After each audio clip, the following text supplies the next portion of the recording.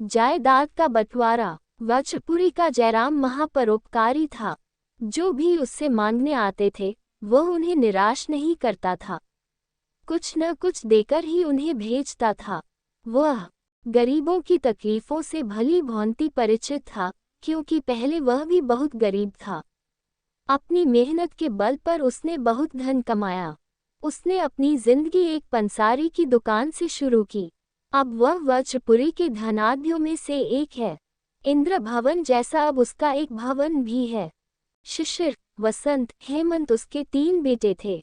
तीनों विवाहित थे और वे 3 प्रकार के व्यापारों को पिता की ही तरह बड़ी दक्षता के साथ संभाल रहे थे। जैसे जैसे जयराम की उम्र बढ़ती गई, वैसे वैसे बेटों को जायदाद सौंपने की इच्छा उसमें बल पकड़ती गई। जायदाद का बंटवारा करके वह अपनी जिम्मेदारी से मुक्त होना चाहता था। एक दिन उसने अपने आप मित्र निपुण को बुलवाया और उससे अपने मन की बात बताई। दोनों ने आपस में चर्चा की और निर्णय किया कि घर को छोड़कर बाकी जायदाद समान रूप से तीनों में बांट दी जाए। जयराम को ये बिल्कुल ही पसंद नहीं था कि घर को 3 भागों में विभाजित किया जाए। मेरा घर अन्नपूर्णा की तरह है। हर दिन कम से कम 4-5 लोगों को यहाँ आतिथ्य मिलता है। मेरा आशय है कि मैं रहूं या न रहूं, इस घर में ये परंपरा बनी रहे। जयराम ने निपुण से कहा, अगर यही करना चाहते हो तो संभव है। भाइयों में एक दूसरे के प्रति ईर्ष्या द्वेष उत्पन्न हो, स्वार्थ उनमें बढ़ जाए। खूब सोचना और तब निर्णय लेना। निपुण ने कहा, मैं तो चाहता हूं कि जो हमारी इस परंपरा को कायम रखे उसी को ये घर दिया जाए। तुमसे सलाह मांगने का मेरा यही उद्देश्य है। पूरी जायदाद मैंने खुद कमाई। बंटवारा मेरी इच्छा के अनुसार ही होगा, किंतु मैं नहीं चाहता कि इस वजह से भाइयों में वैर बढ़े, वे एक दूसरे को शत्रु समझें। मैं तो चाहता हूं कि तीनों एक साथ इस घर में ही रहें और मिलजुल कर रहें। यह जरूरी है कि यह घर उसी को सौंपा जाए जो परोपकारी हो। इन तीनों में से कौन परोपकारी है, इसका निर्णय करना अब तुम्हारे हाथ में है। इस विषय में मुझे तुम्हारी सहायता चाहिए।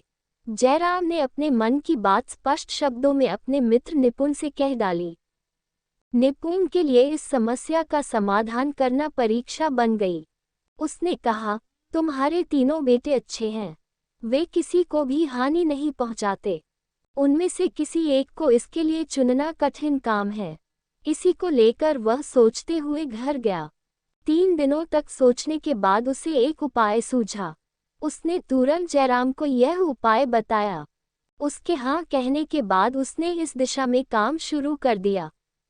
उसने पहले जयराम के बड़े बेटे शिशिर को बुलाया और कहा, तुम मेरे जिगरी दोस्त के बेटे हो, मेरे बेटे डे से हो। हाल ही में हिमालय से आए एक तपस्वी अपने साथ अद्भुत महिमावान 4 फल ले आए। उन्हें खाने से अश्विनी देवताओं का आशीर्वाद मिलेगा। हमेशा स्वस्थ रहोगे और कुबेर के पास जितना धन है उतना धन तुम्हें मिलेगा। मैंने अपने तीनों बच्चों को 3 फल दे दिए और अब एक ही बच गया है। मैं और तुम्हारे पिता एक बंधनों से विमुक्त होना चाहते हैं, इसलिए हमें इसकी जरूरत नहीं है। इसे तुम ले लो। अभी मेरे ही समक्ष इसे खाओगे तो मुझे बड़ी खुशी होगी। ये सुनते ही शिशिर की आंखें आनंद से चमक उठी। उसने कहा, मामा जी, मैं आपका बहुत कृतज्ञ हूँ, आपका मैं सदा ऋणी हम कहते हुए उसने निपुण से वह फल ले लिया और पूरा फल वहीं खा गया और बड़े ही आनंद के साथ घर जाने के लिए निकल पड़ा। इसके बाद निपुण ने वसंत को बुलवाया और वही बात दोहराई जो शिशिर से कही थी। ये जानकर बड़ी खुशी हुई, मामा जी, परंतु इतने महिमावान फल को मैं अकेले ही नहीं खा सकता। ये फल बड़े और छोटे भाई को दीजिए। हम तीनों में यह फल बांटना चाहते हों तो इसे हम तीनों में समान रूप से बांटिए। वही तक उसकी सोच व दृष्टि सीमित है। वह भी दूसरों के बारे में सोचना नहीं चाहता। अब रही तुम्हारे दूसरे बेटे वसंत की बात, वही एकमात्र है जो अपने और अपने परिवार के साथ साथ दूसरों का भी कल्याण चाहता है। उसकी दृष्टि सोचने की पद्धति अनोखी है। वह भी दृष्टि विशाल है। उसकी तुम्हारी ही तरह परोपकार को परमार्थ मानता है। तुम्हारा योग्य वारिस है, इसलिए तुम निश्चिंत होकर अपने घर की जिम्मेदारियां उसे सौंप सकते हो। तुम्हारा आशय भी पूरा होगा और तुम्हारे परिवार की मर्यादा सदा बनी रहेगी। मैंने जो फल उन्हें दिए वे मेरे घर के पिछवाड़े के पेड़ों के मीठे फल मात्र थे। मुस्कुराते हुए निपुण ने जयराम से कहा, बड़ी ही सूझबूझ से त्रिम ने मेरी समस्या का हल किया, इसे मैं कभी भी भूल नहीं सकता हूँ। कृतज्ञता जताकर जयराम घर चला गया।